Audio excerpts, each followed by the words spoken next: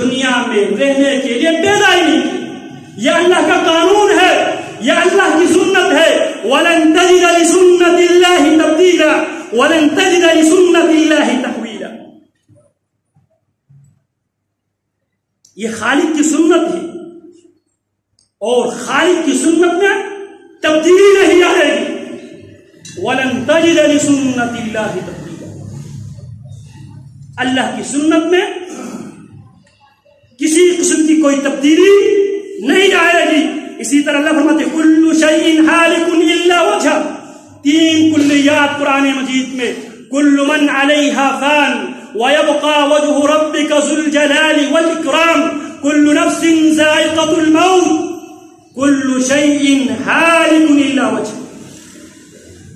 ہر چیز پر ہلاکت ہم نے لکھ دی ہے. اور پیارے پیغمبر علیہ الصلوۃ والسلام فجر کی دوسری رکعت میں سورہ دہر پڑھا کرتے تھے, اور سورہ دہر کا آغاز ہوتا ہے هل اتى على الانسان حين من الدهر لم يكن شيئا مذكورا. اور قرآن مجید کا سب سے پہلا مخاطب محمد الرسول اللہ صلی اللہ علیہ وسلم ہے. اللہ فرماتے هل اتى على الانسان, اے انسان کیا تجھ پر وہ گھڑی نہیں آئی ہے, لم یکن شیئا مذکورا, تیرا کوئی شناخت بھی نہیں تھی. شے کہا انسان کو, اور اللہ کا قانون کیا ہے شے کے حوالے سے, کل شیء ہالک الا وجہ. اللہ اکبر کبیرہ. بات میں کر رہا تھا, صدیق اکبر رضی اللہ تعالیٰ عنہ فرماتے ہیں ان اللہ عز وجل نعى نبيه إلى نفسه وهو حي بين أظهركم ونعاكم إلى أنفسكم وهو الموت. اللہ نے تمہیں بھی اس بات کی خبر دی ہے موت کی, اور نبی کو بھی ان کی زندگی میں اللہ نے اپنی موت کے بارے میں بتا دیا. پھر اس کے بعد جناب ابو بکر رضی اللہ تعالیٰ عنہ فرماتے ہیں حتى لا يبقى منكم أحد إلا الله عز وجل. کائنات میں ہر چیز پر اللہ نے موت لکھ دی ہے, ہر چیز فانی ہے.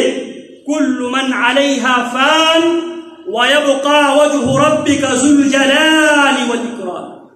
کل من علیہا فان, جو کچھ بھی کائنات میں سب فانی ہے, ہر چیز فانی ہے, ختم ہونے والی ہے.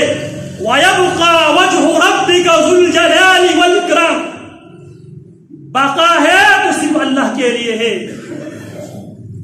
محمد الرسول اللہ صلی اللہ علیہ وسلم کی وفات, نبی علیہ الصلوۃ والسلام کی موت, یہ اس بات کی دلیل ہے لیس لأحد بقاء. اگر رسول اللہ صلی اللہ علیہ وسلم پر موت آتی ہے تو کائنات میں کسی چیز کے لیے بقا نہیں ہے, لہذا موت کی تیاری کر لو. رسول اللہ صلی اللہ علیہ وسلم فرماتے ہیں الکیس من دان نفسہ وعمل لما بعد الموت. ہوشیار وہ انسان ہے جس نے اپنے نفس کا خیال کیا, اس کی قیمت لگا دیا. وعمل لما بعد الموت, موت کے بعد کی جس نے تیاری کی. اور رسول اللہ صلی اللہ علیہ وسلم کے لیے اللہ رب العالمین نے فرمایا تھا وَلَلْآخِرَةُ خَيْرٌ لَكَ مِنَ الْأُولَى. میرے پیغمبر آپ کے لیے آخرت والی زندگی بہتر ہے دنیا والی زندگی سے.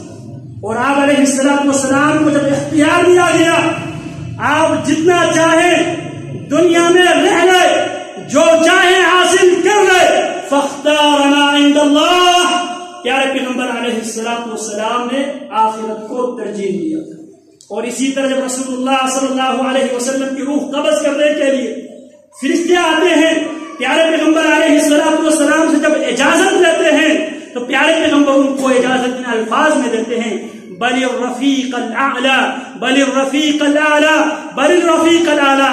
اس حوالے سے پیارے پیغمبر علیہ السلام کی اس حدیث کو بھی اچھی طرح ذہن نشین کر لے، اس دعا کو بھی یاد کر لے، یہ بھی محمد الرسول اللہ صلی اللہ علیہ وسلم کی سنت ہے، پیارے پیغمبر علیہ السلام کی سنت ہے۔